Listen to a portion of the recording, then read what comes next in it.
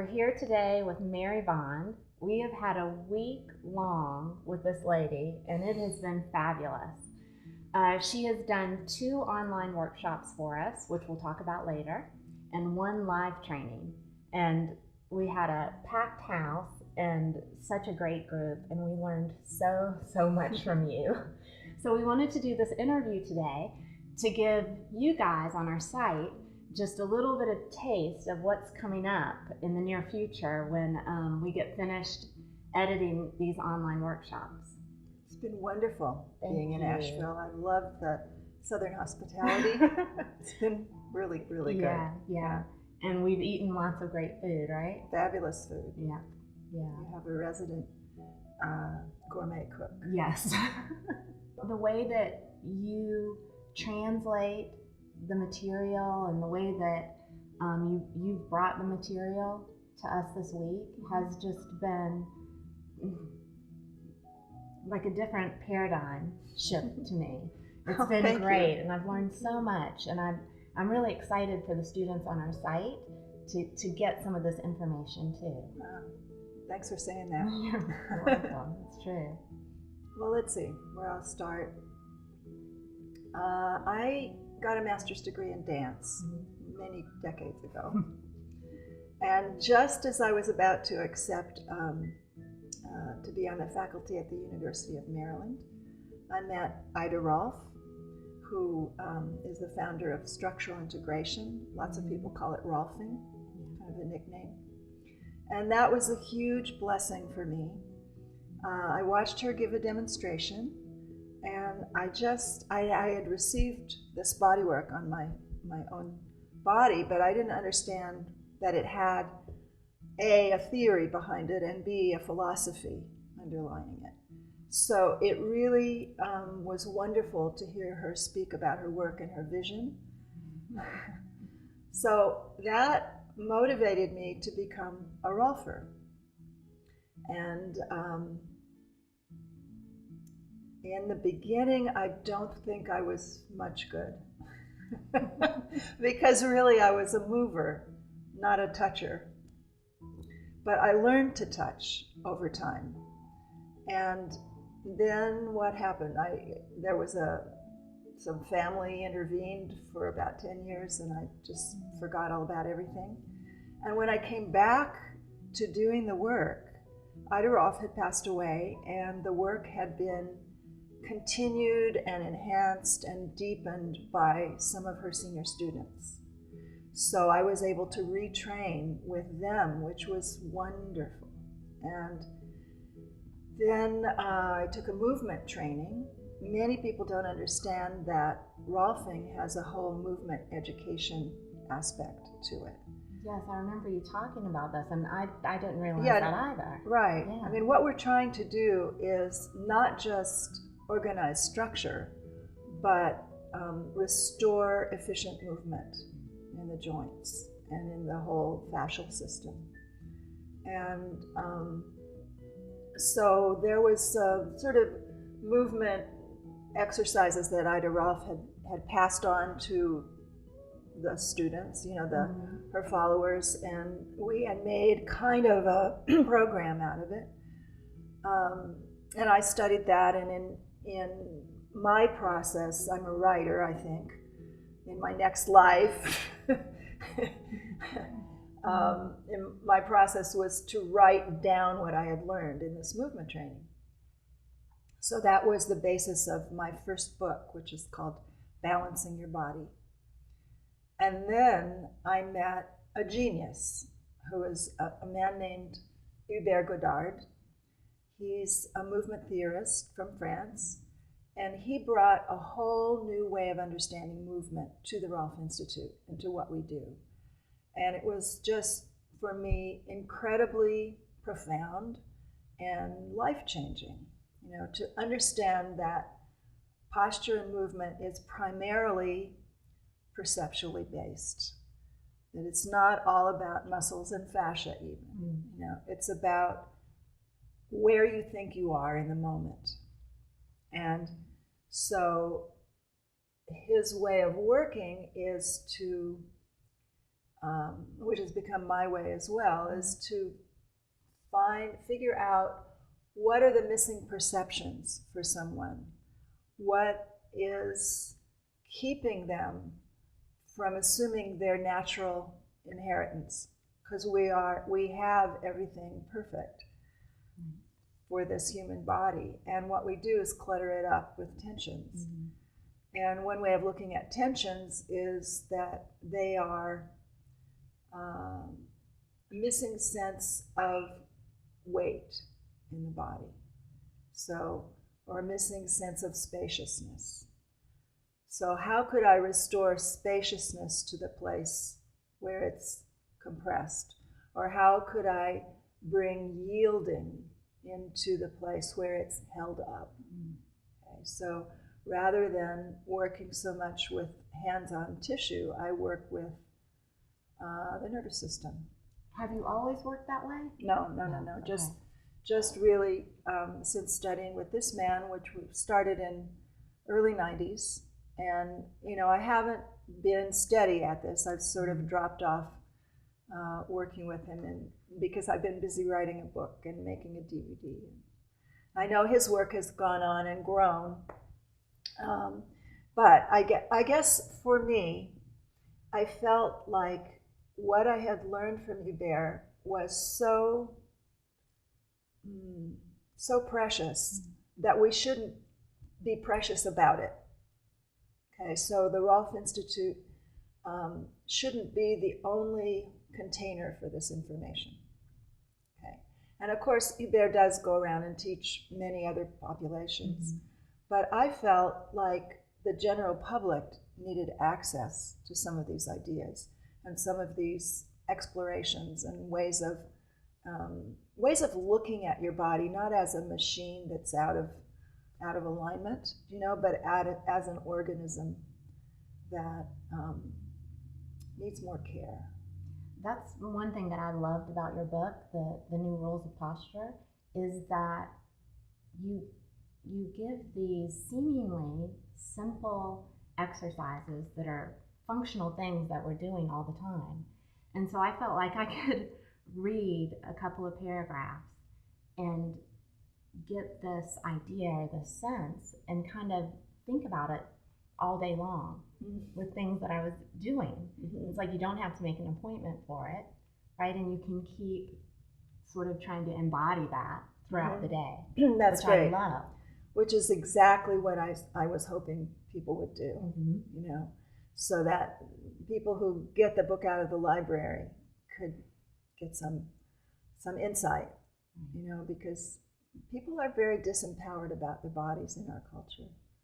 We think you have to take it to some sort of expert, to get fixed. And I think really our bodies need to be understood. And I just personally am very biased about this way of understanding, the way it's organized. And so that's what I like to share, with whatever community will have me go there and do my song and dance. And how have you seen when you go into Pilates teacher trainings or yoga trainings or what have you, how does your work help? I know the answer to this question, but I'm wondering, since you've done so many, how does this work translate and help, for example, Pilates teachers bring the work more fully to their clients? I think we all have blind spots about our own body, our own organization, our own movement. And the recent neuroscience research talks about mirror neurons. You've read about this.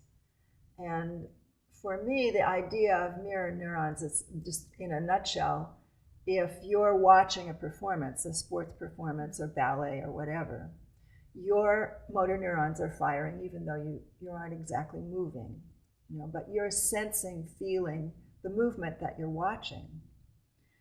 So the research also shows that if you've studied that particular art performance or sport, even more neurons will be firing.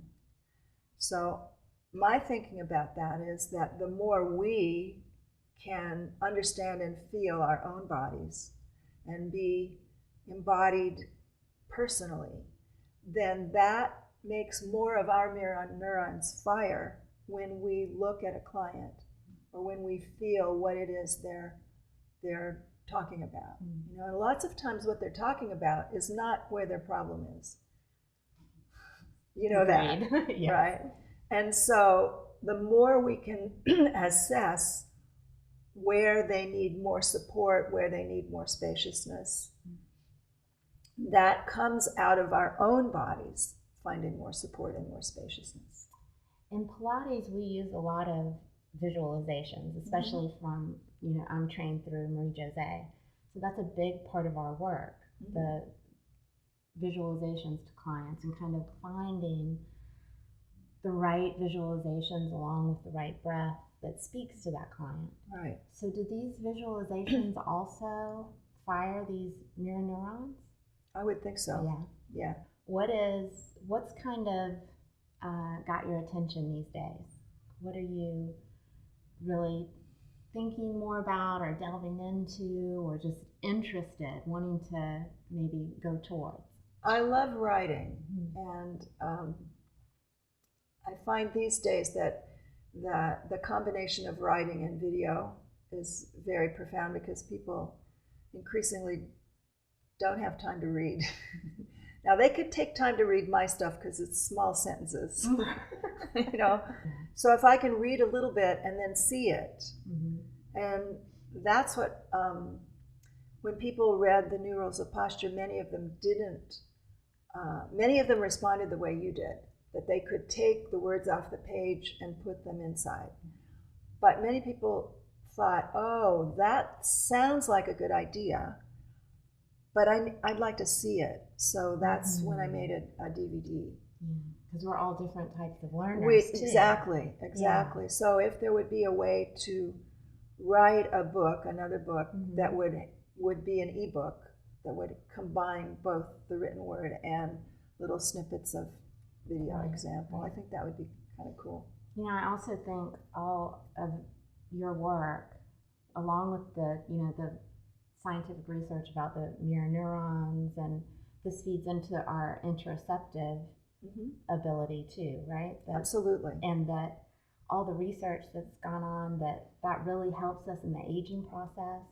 If we have higher interoceptive skills, helps us with post-traumatic stress, helps us with irritable bowel syndrome, depression, anxiety. So it seems like our culture really needs this way of teaching. A long time ago, there was, I can't remember the guy's name, he wrote a book called High Tech, High Touch. It was like 30 years ago. And he was seeing where the world was going in terms of where we are now, where everybody's going like this all the time, you know.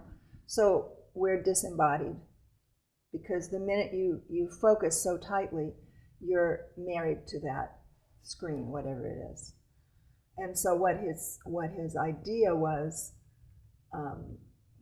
that people will need more massage, more body work, more touch in order to counterbalance what he saw was going to happen, right? And so I think in a way what you're saying is the same thing, is that the kind of teaching you and I are doing is not necessarily about physical touch, but it's about touching, getting the person to touch themselves inside.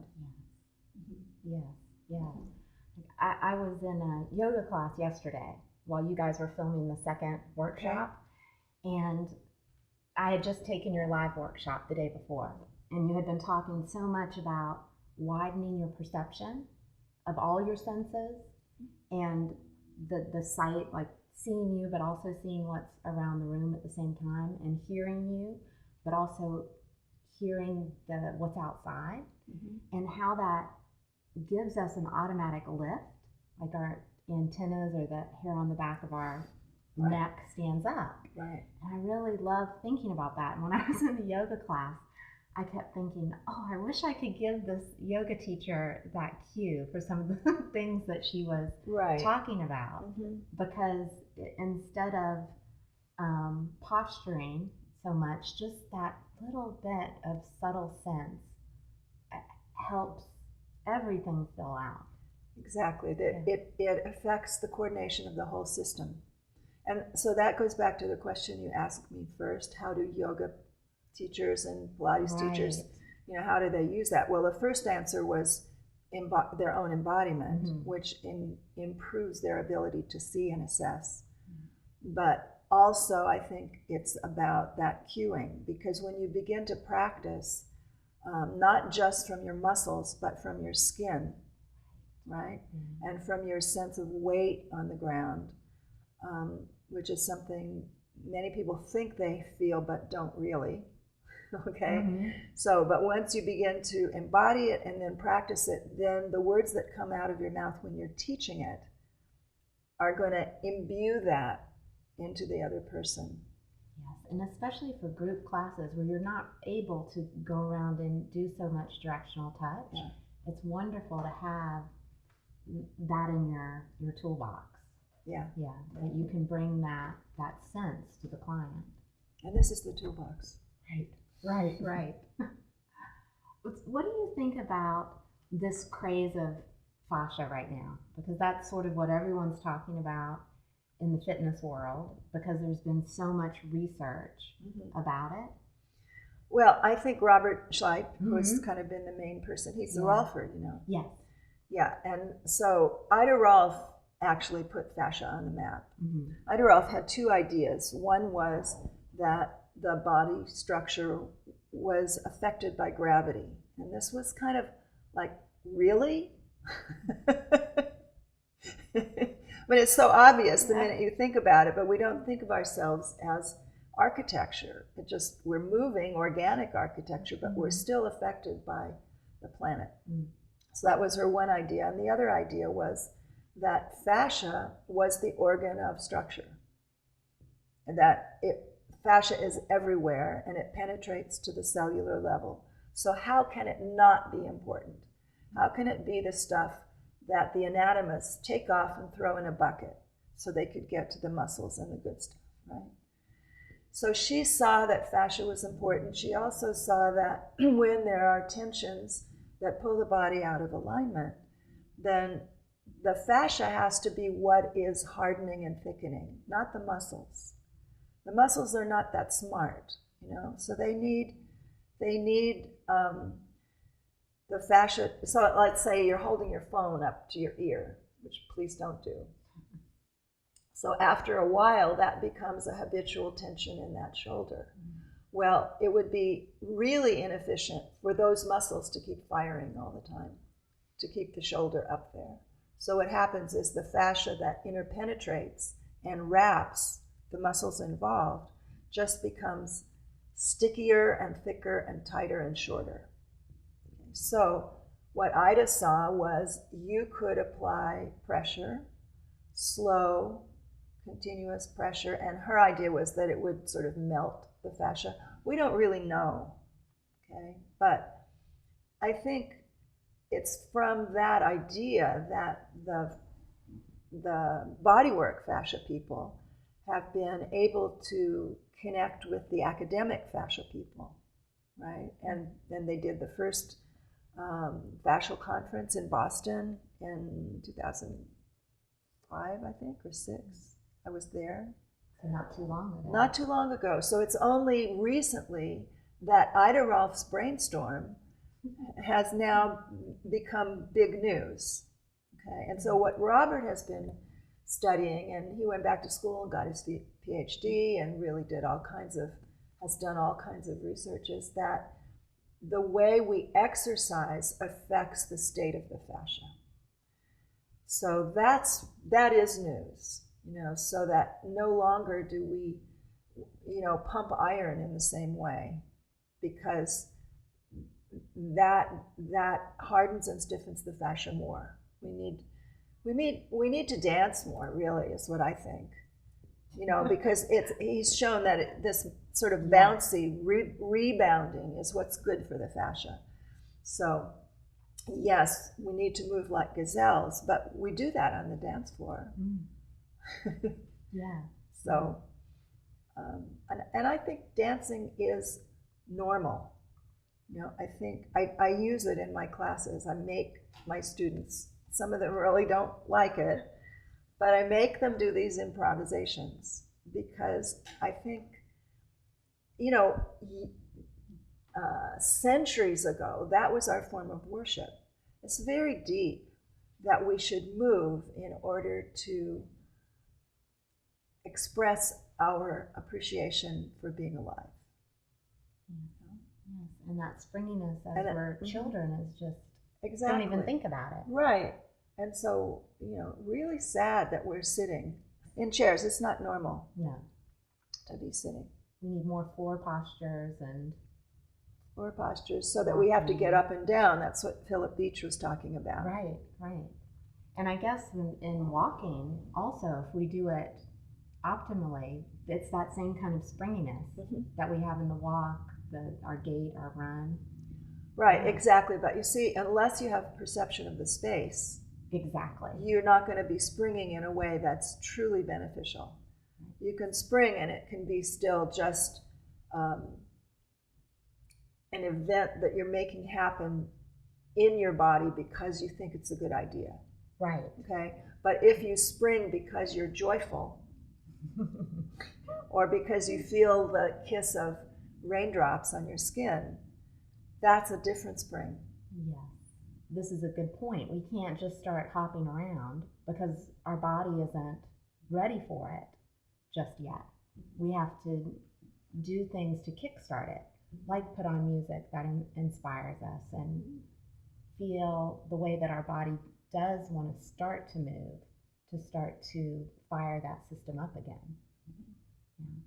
We can't just go run a marathon because that's when we get in trouble. Right. Yeah.